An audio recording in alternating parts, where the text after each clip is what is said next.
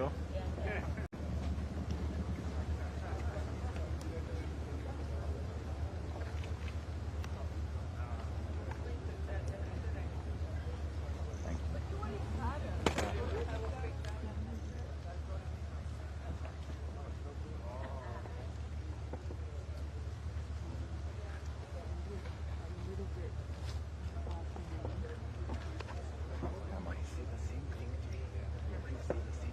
Oh, you know that is Ja, aber ich don't understand.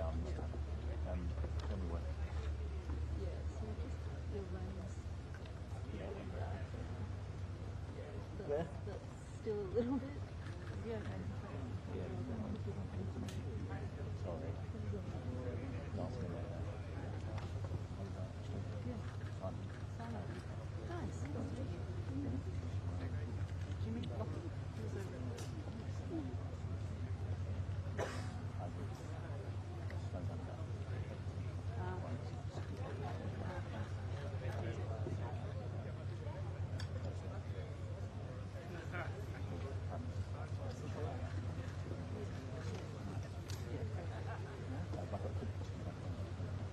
Oh, no, I got those.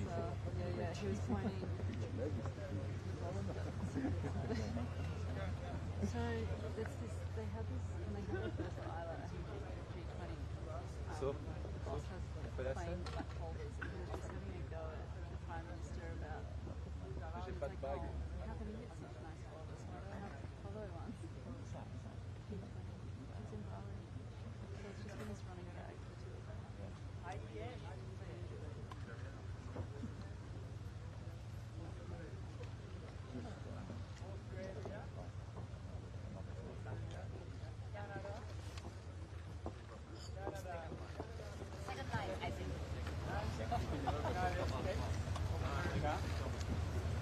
I think we're here. Yeah.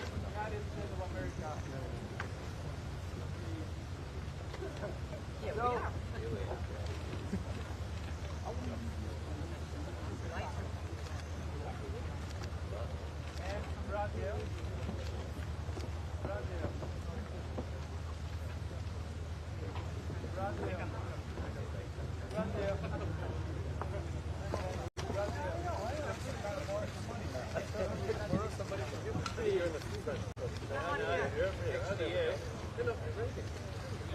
Thank you guys for spending enough time next to Oh, I'm not going to upset the system.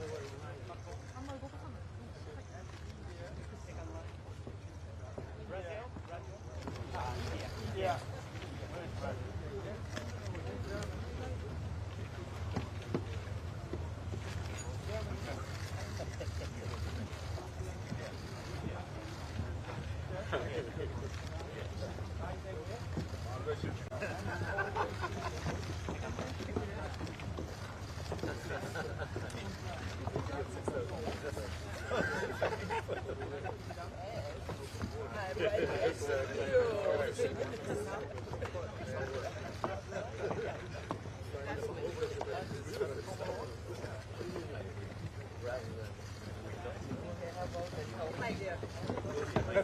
How are you?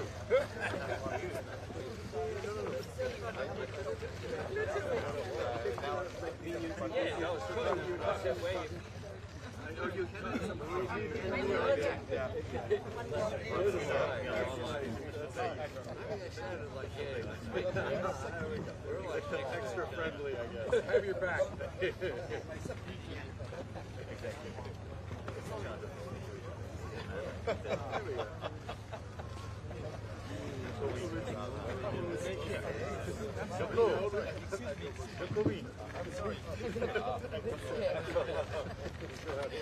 There you go.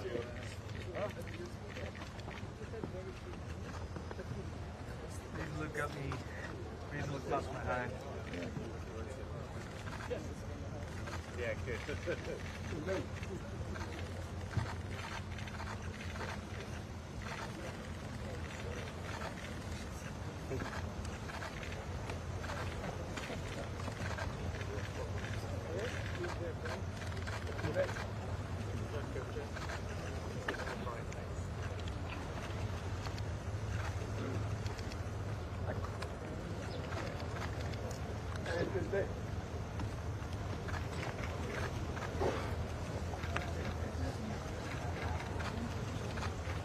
5 seconds. 4, 3, 2,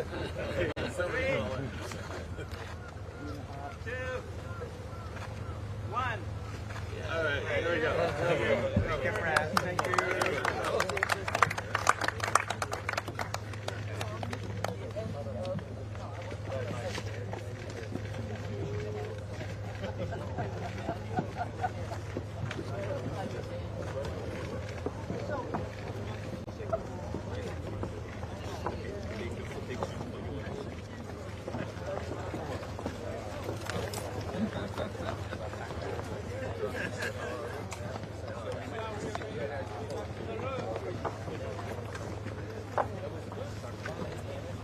야, 승아 어디 빠져?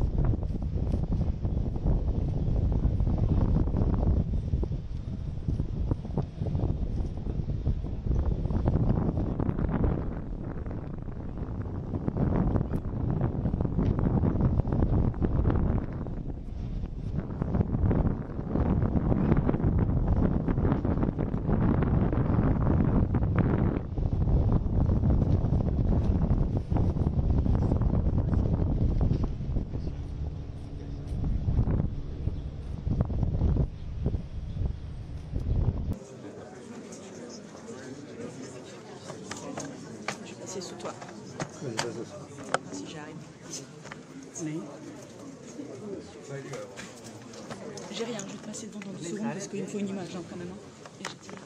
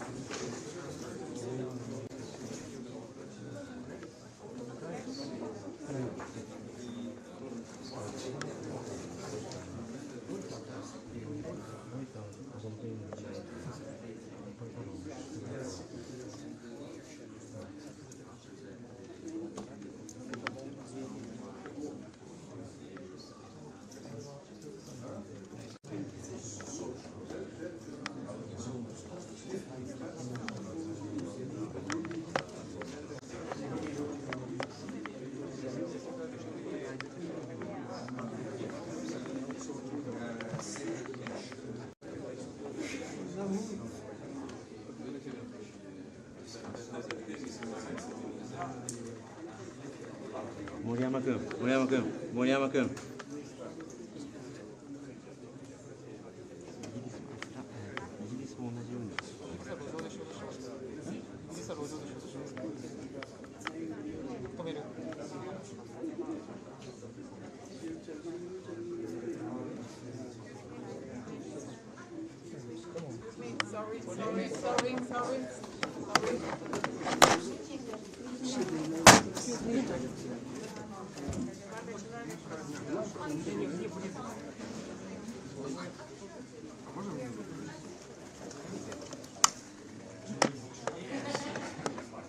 に貢献してまいります。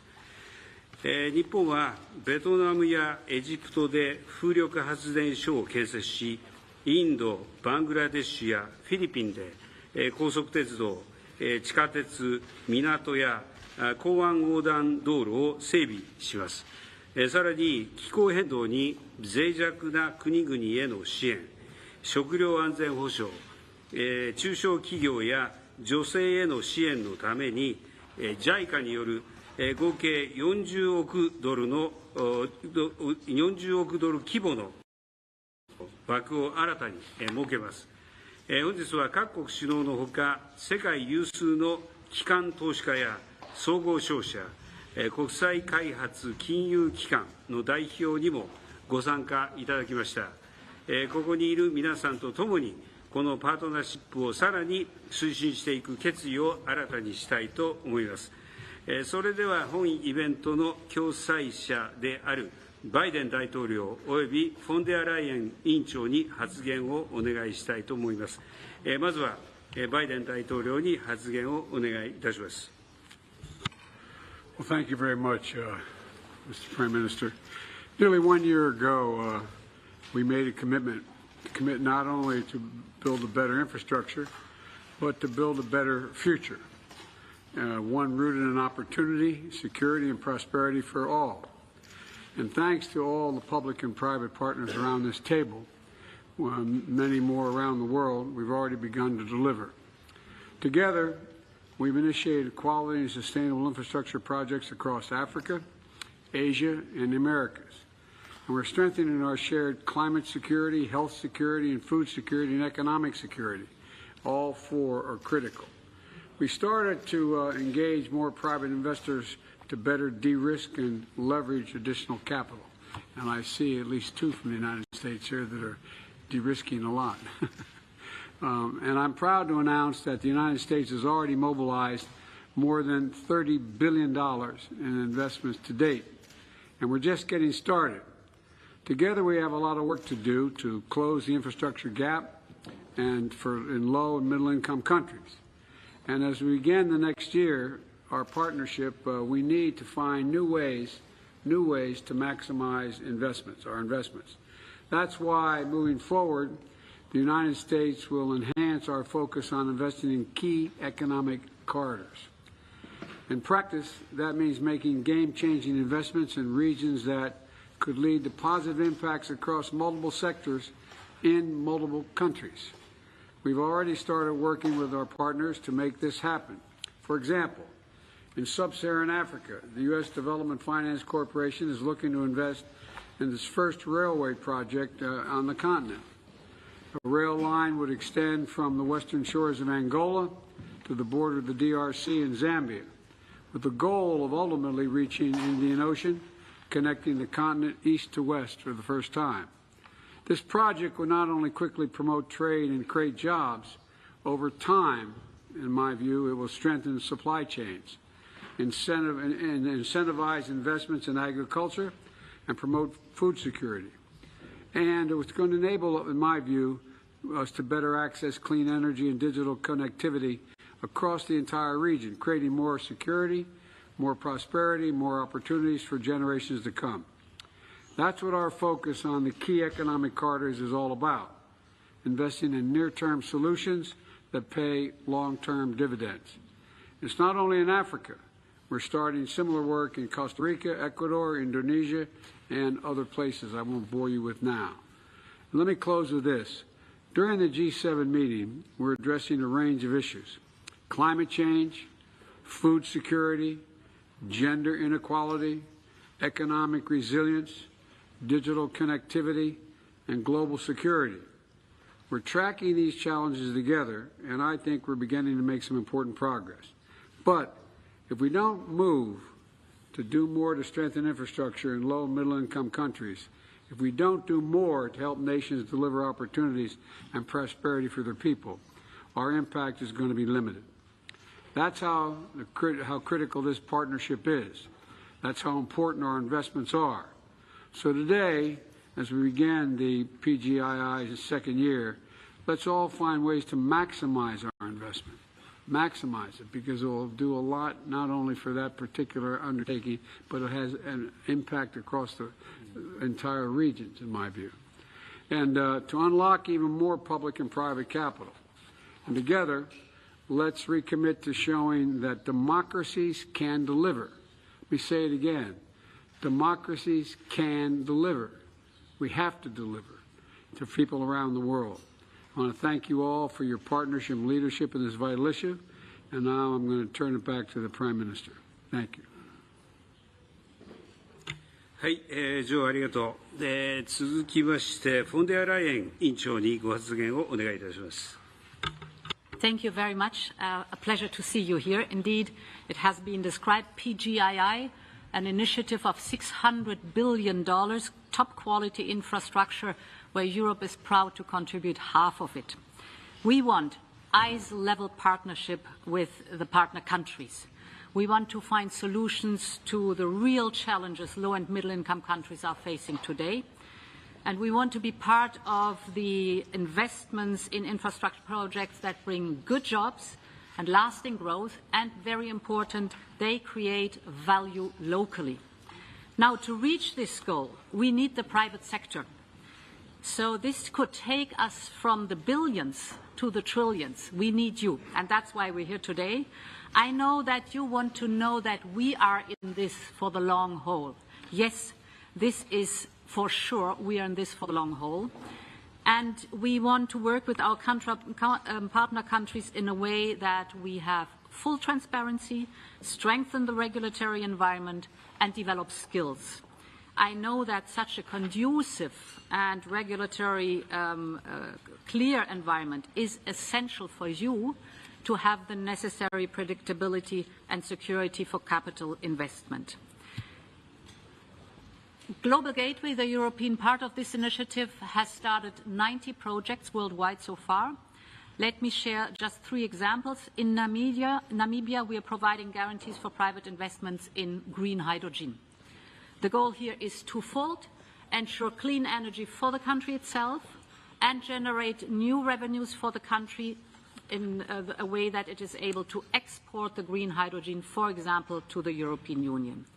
In Rwanda, we are working with a vaccine producer to bring the mRNA technology to Rwanda, so that in this country, together with you, the private sector, the country is able to produce the life-saving vaccines for the region. In the Philippines, we are connecting our Copernicus satellite to build the first Earth observation system in Southeast Asia. And Nokia, who is with us today here, is investing in 4G and 5G infrastructure. So here, the cooperation will support national and regional capacities to tackle the impact of climate change and improve disaster risk management. So these were a few brief examples for the incredible power that public-private partnership can unleash. And I'm glad to announce that we are now mobilizing an extra 4 billion euros in loans for the Asian and Pacific regions. Ladies and gentlemen, the G7 partnership is our effort to be part of the solution to the infrastructure investment gap. We want to put a better offer on the table. If we are in a race, we are in a race to the top, and we will continue to work after Hiroshima with the next presidencies of G7 in Italy and in 2025 in Canada. So happy to have you on board, and I want to invite you already to the first Global Gateway Forum in Brussels in October this year. Thank you for joining us. はい、まずありがとう。続きまして本日は、各国首脳のほか、共催国から4名の民間関係者及び世界銀行が参加しています。まずは日本から世界中の民間のノウハウと官民の資金をつなぎ合わせ、インフラ事業を進める総合商社を代表して、日本貿易会の国分文也会長に発言をお願いしたいと思います。会長お願いします。はい、ありがとうございます。Good evening, everyone. I'm honored to be here at this side event tonight. The Japan Foreign Trade Council is an industry organization representing various types of the trade-related entities, one of which are so-called Sogo Shosha, or diversified trading conglomerate. We are a group of unique firms involved in a broad range of businesses worldwide, from upstream to downstream, in the supply chains of many different industries. In infrastructure development, the Sogo Shosha organize projects in their entirety. Not only do we act as investors, we are also involved in initial project planning, the structuring the overall financing, and overseeing the construction as well as the operation and maintenance management. We have a long and proven track record, not only in renewable energy, but also public transportation, which helps lower carbon emissions, and desalination projects to tackle water shortages, and so many others.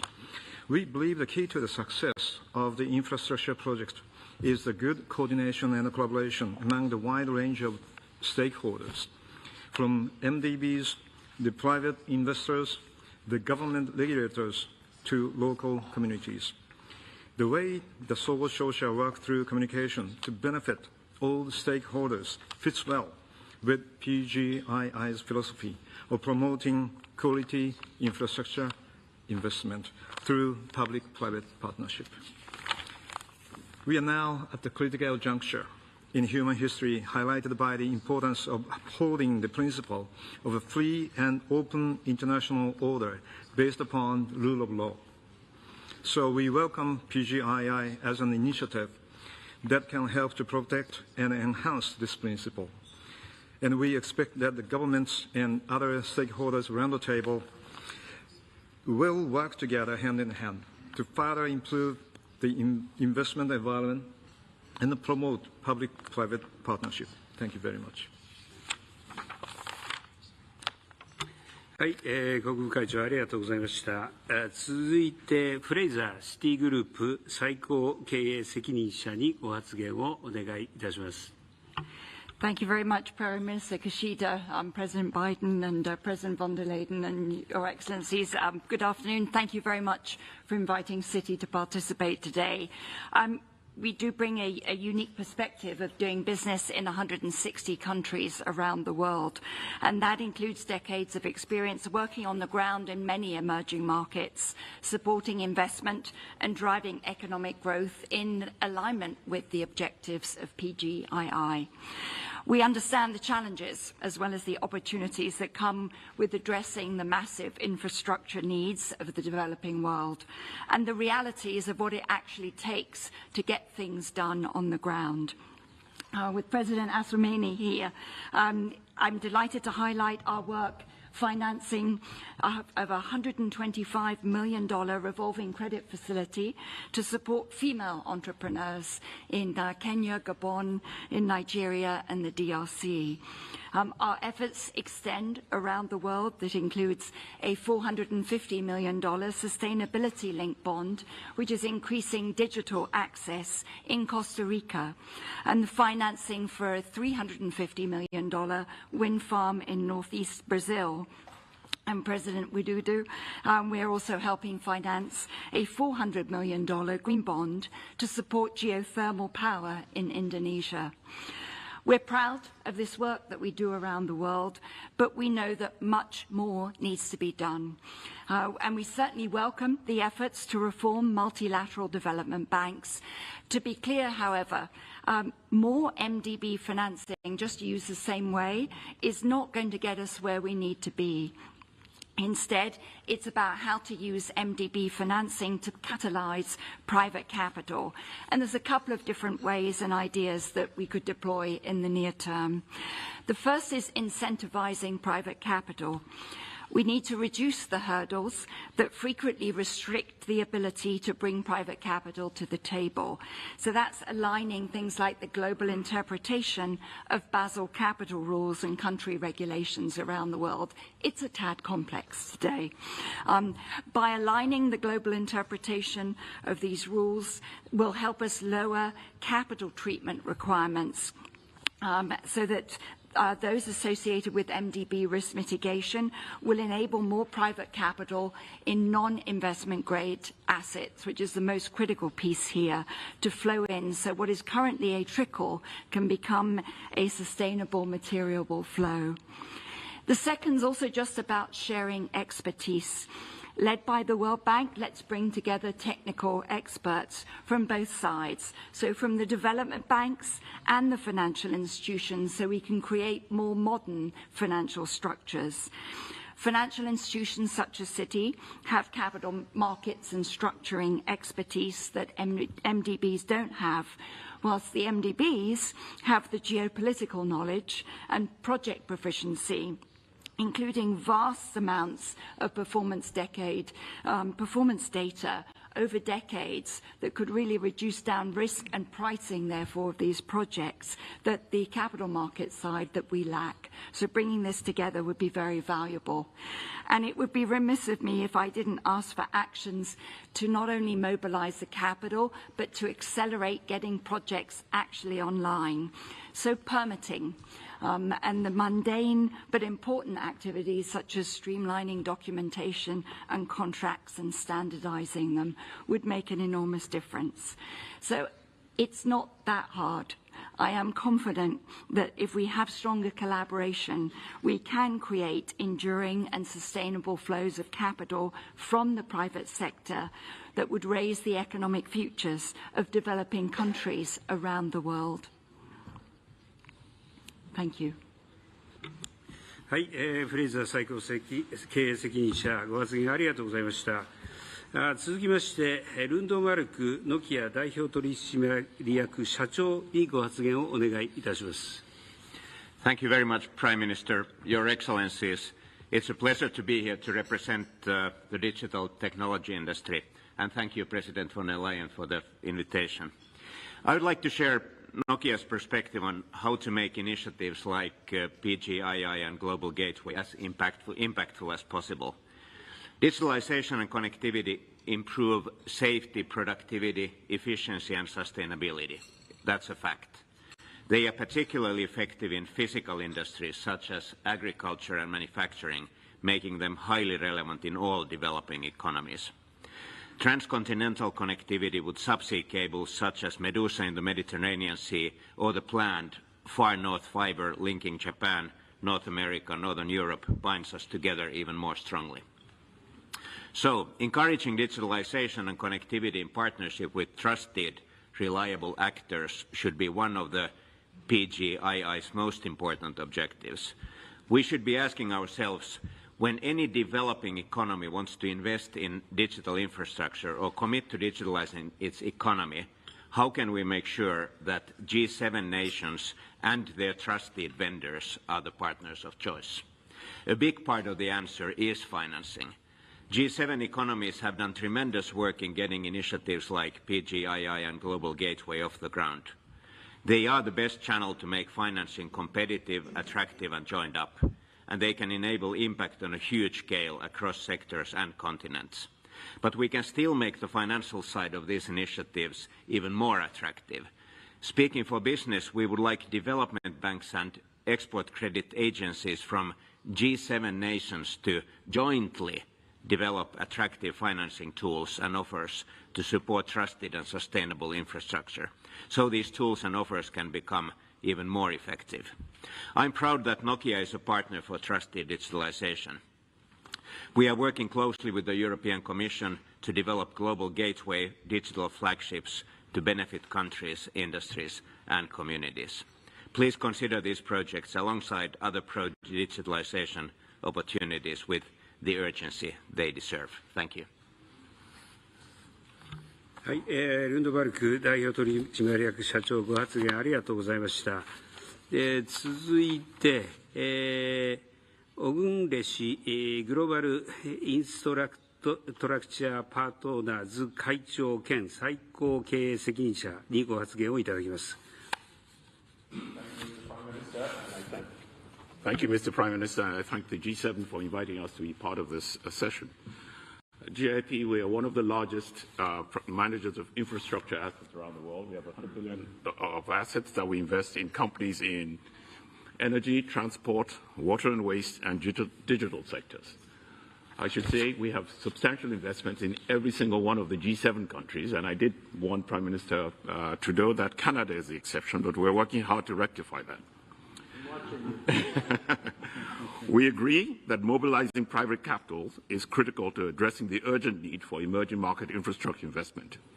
To date, together with our portfolio companies, we have invested over $15 billion of equity to provide critical infrastructure services in over 20 emerging market countries. In Asia, our Vina energy company is helping to tackle climate and energy security issues by building and operating 3 gigawatts of solar and wind farms in India, Indonesia, the Philippines, and Thailand. Our Outlast renewable energy company is doing the same thing in Latin America, with over 4 gigawatts of operating and under construction solar plants in Brazil, Uruguay, Chile, and Colombia. Over the next 10 years, we at GIP aim to invest some $20 billion in businesses that will provide essential infrastructure in emerging market countries. Turning to how the G7 and PGII can turbocharge the flow of private capital into emerging market infrastructure, we have 3 suggestions. One is to provide a pool of capital to support an instrument which can be modeled after the World Bank's partial risk guarantee program that helps to lower the perceived risk of these investments through, for a fee, providing a G7 level backstop for some emerging market country obligations and undertakings. However, unlike the World Bank, apologies David, the program must be user-friendly, non-bureaucratic, quick-acting, nimble, and flexible. This will materially lower the cost of providing emerging market infrastructure investments. A second suggestion is to explore ways in which PGII can provide support for the development of critical financial products in emerging market countries. Things like longer tenor local currency financing and long-dated currency and interest rate hedges that will again help lower the cost and perceived risk of emerging market country investments. A third and final suggestion is to provide a forum for facilitating the regular flow of information about investment opportunities in emerging market countries and for educating private sector investors about the tools and instruments that are available from PGII to support these investments. We at GIP stand ready to support the G7 and PGII in this important undertaking. Thank you very much.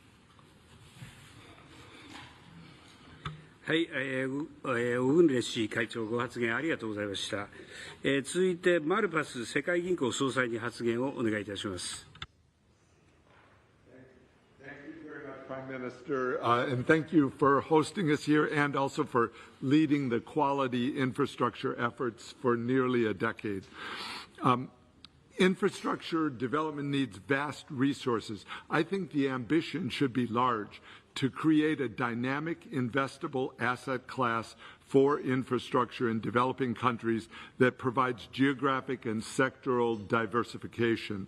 Climate infrastructure can clearly be an important portion of this asset class, as should be toll roads, electricity transmission assets, electricity distribution, and many types of water-related assets. All of these are currently underfunded, but would be attractive to investors if properly packaged. There are three main steps to achieve this: standards, verification of results, and standardization of contracts and techniques. This can make thousands of individual assets available to investors. An important early step is to converge on a set of measurement standards. There are many examples underway now. At the 2019 G20 Osaka Summit, the World Bank was a key part of creating the Quality Infrastructure Investment Partnership effort. This will help mainstream QII principles in more than $22 billion of World Bank projects. Several different standards and taxonomies are under discussion for sustainability disclosure and climate finance. The ASEAN taxonomy was offered as a model in Niigata last week. The ISSB and the U.S. SEC have proposed sustainability reporting standards. The World Bank Group supports harmonization of standards to reduce cost and enhance transparency. And we have published and been one of the first to publish comprehensive Paris alignment guidelines for our instruments and sectors. The second step is creating financing instruments with verifiable results that make projects attractive and saleable to donors and investors. Investors want to invest, but they need to avoid greenwashing. At first, this can be done one innovation at a time, and we've done that with Citi with the water purification bond, and in South Africa with the Black Rhino bond. These are useful starting points. To move to bigger projects focused on greenhouse gas emission reduction, we've launched a multi-donor trust fund called Scale that would bring concessional resources. And the third necessary step is standardization of contracts. This will allow risk diversification and can create a robust climate infrastructure asset class. We heard from two of the investors the importance of having a forum and having expertise that shares knowledge on this. So with that, let me conclude on an important related issue. To become investable, countries need to do more to facilitate private capital. We are actively strengthening our support to enable private capital and strengthen private sectors. This involves a more holistic World Bank Group effort. For example, countries have been accustomed to holding their best assets in government enterprises.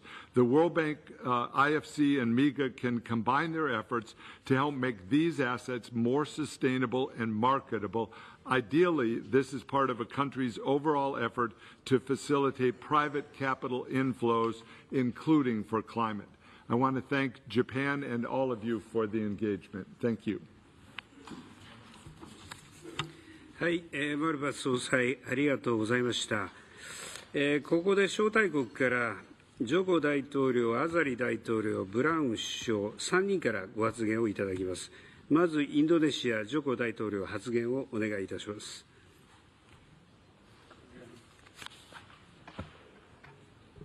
Terima kasih Perdana Menteri Kisida.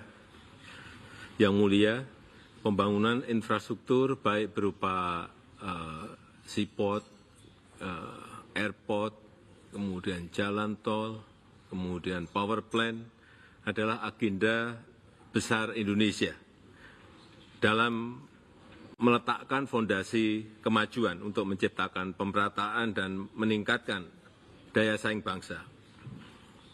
Sebelumnya, pembangunan infrastruktur hanya terpusat di Pulau Jawa. Satu pulau dari 17.000 pulau yang dimiliki oleh Indonesia, yang akhirnya berdampak pada 56% penduduk terkonsentrasi di Pulau Jawa. Dan 58% aktivitas ekonomi juga terpusat di Pulau Jawa. Ketimpangan ini yang terus kita tekan melalui pembangunan infrastruktur di luar Pulau Jawa, baik berupa sekali lagi seaport, power plant, airport, jalan tol semuanya. Inilah yang akan memunculkan sebuah pemerataan yang Indonesia sentris, termasuk di dalamnya adalah pembangunan ibu kota baru Nusantara, kota berbasis hutan dan alam yang 70% adalah area hijau dan 80% sumber energinya berasal dari renewable energy. Ini adalah showcase transformasi Indonesia yang sangat terbuka untuk investasi dan kerjasama, baik di sektor transportasi, kesehatan, teknologi, pendidikan, pariwisata.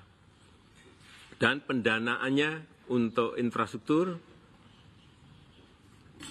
kami lakukan dari APBN, kemudian oleh juga BUMN. Dan apabila IRR-nya baik, akan kita berikan kepada swasta atau investor. Oleh sebab itu, dukungan PGII bagi pembangunan infrastruktur di Indonesia sangat penting, lewat investasi yang konkret dan pembiayaan inovatif lainnya. Mari berkolaborasi demi pemerataan dan kesejahteraan rakyat. Terima kasih. はい、ジョコ大統領ありがとうございました。続きまして小諸アザリ大統領から発言をお願いいたします。Merci, Monsieur le Premier ministre. Au nom de l'Afrique que j'ai l'honneur de représenter, je vous remercie beaucoup et vous félicite de la façon dont vous dirigez les travaux avec les résultats qu'on obtient et surtout ce thème dont on parle aujourd'hui, c'est un thème vraiment vital et qui concerne le monde entier et surtout l'Afrique. Donc, je vous remercie tous, les partenaires multi ou les privés, par rapport aux annonces que vous faites dans le cadre de l'investissement. Mais chez nous en Afrique, on dit que trop de viande ne gâte pas la sauce. Il faut en rajouter un peu, c'est toujours mieux. Donc, Monsieur le Premier ministre, merci beaucoup pour ce thème, qu'il s'agit des infrastructures. Et vous dire qu'en Afrique, nous sommes orientés vers ce projet, puisque je vous ai dit tout à l'heure que nous sommes dans la zone de libre-échange du continent africain qui nécessite des infrastructures, que ce soit les infrastructures routières, maritimes, aériennes, ou l'énergie, ou pourquoi pas le digital. Donc nous sommes très concernés par cette infrastructure-là, ces investissements, parce que nous sommes convaincus que c'est de quoi à pouvoir occuper nos jeunes pour essayer de les écarter des mains des rapaces qui les utilisent pour l'extrémisme. Donc, si on investit, on encourage l'entrepreneuriat, ces jeunes-là, effectivement, ils seront occupés, on aura de la valeur ajoutée et c'est tout le monde qui va en bénéficier. Donc, je vous demanderai très sincèrement à ce que, merci beaucoup pour les annonces, mais les secteurs privés qui s'installent en Afrique chez nous, qui fassent un partenariat avec nos entreprises de façon à ce que il y ait une formation qui soit concrète dans le cadre d'intérêt de nous tous. Et ça peut encourager aussi justement les jeunes à s'investir dans l'entrepreneuriat et ça peut aussi dégager un peu l'administration de la lourdeur administrative. Donc, encore une fois, je suis très sensible par rapport à ce thème, d'autant plus qu'il s'agit des infrastructures, il s'agit de l'énergie. Et parlant d'énergie, on parle du climat. Donc, on sait tous le problème du climat. Mais on est en Afrique et surtout dans des pays insulaires qui sont très vulnérables par rapport à ce problème de climat. Et c'est pourquoi on investit dans le renouvelable. Mais vous nous excusez parce qu'il nous faut une transition pour pouvoir y arriver. Sinon, on va créer d'autres problèmes. Donc de ce côté-là, nous comptons beaucoup sur ce partenariat, mais surtout, je voudrais insister sur l'administration. Des fois, on est confronté à une administration très lourde qui fait en sorte que quelquefois le projet ne peut pas finir, on est obligé encore de recommencer. Donc je dois insister sur ce problème-là parce que c'est très important. Insister aussi, j'ai entendu les investissements en Afrique, merci beaucoup. Mais en Afrique, il y a deux pays. Il y a un pays qui s'appelle un pays continent et un pays insulaire. Donc là, tout investissement, on doit tenir compte de ces spécificités. Il y a un pays qui s'appelle les Comores, qui est insulaire par rapport aux autres pays amis ou frères, mais insulaire aussi entre les îles. Donc là-bas, les infrastructures, ça concerne non seulement les routes, mais aussi il faut l'aérien, il faut le maritime. Et aussi, on est confronté à un phénomène. On fait une route, il y a la mer qui monte, il y a la montagne qui descend, donc il va falloir en tenir compte lorsqu'on investit, sinon c'est de l'argent qu'on perd. Mais il faut tenir compte de ces éléments-là, de façon à ce que cet investissement soit fait, qu'il soit durable et qu'il soit au profit de nous tous par rapport à ça. En tout cas, encore une fois, merci de cet engagement. Et je vous rassure que l'Afrique, on est disposé à essayer de faire en sorte que ce partenariat soit durable, et soit stratégique et dans l'intérêt de nous et de vous tous, que ce soit les partenaires et surtout les partenaires privés. Merci, Monsieur le Premier ministre. はい、アザリ大統領ありがとうございました。続きまして、クック諸島ブラウン首相お願いします。Thank you, Prime Minister. Let me reinforce also the message by two previous leaders and give you a Pacific perspective on infrastructure investment. There are a number of things that conspire to make infrastructure investment in the Pacific Islands difficult. One is the small population of many of our countries, the microeconomies which make the return on investment very difficult to recoup, the distance. In my country of the Cook Islands, the distance from the main island to the northernmost island is the same distance as London to Rome. This is just one of the countries. And also the diseconomies of scale. It means that capital investment in infrastructure on a per capita basis is disproportionately high for Pacific Island countries. Too often we see the trade-off between infrastructure development and fiscal space because of the debt burden that often accompanies infrastructure investment. When we do invest, what this does on our balance sheet is the depreciation value adds again to our balance sheet, which gives us a disproportionate or distorts our balance sheets for us. The cost of not doing this infrastructure investment, such as sealing a runway on one of our islands, it doesn't matter whether you're sealing it for 1,000 people or 100,000 people, the cost is still the same. But if you don't do that, then what you see is the population on these remote islands becoming part of the migrant labor force that moves to other countries to find work. And in our country, like the other two countries, you're not just looking at one airstrip that you have to seal. In my country, we have to look at 10 airstrips that we have to seal. So the cost is replicated, it's magnified, and that's just for connectivity. We're also talking about digital connectivity with either satellite or cable. We're looking at replicating power generation on each of these small island communities. It's important then for the G7 and partners to look at tailoring the type of support that you can provide for small microeconomies in order for them to be able to participate in the main center's economic growth, in order for these small communities to earn a living so they don't have to leave the country. Thank you, Prime Minister. はい、ブラウン首相ありがとうございました。それでは最後に招待国の声を受けて G7 主導からの発言をお願いしたいと思います。ただ予定の時間過ぎておりますので G7 からの発言はできる限り短くお願いしたいと思います。まずはカナダトルドー首相お願いします。Thank you very much. Well, much has been said, so I don't need to say too much other than I agree entirely with just about everything that has been said so far. I want to thank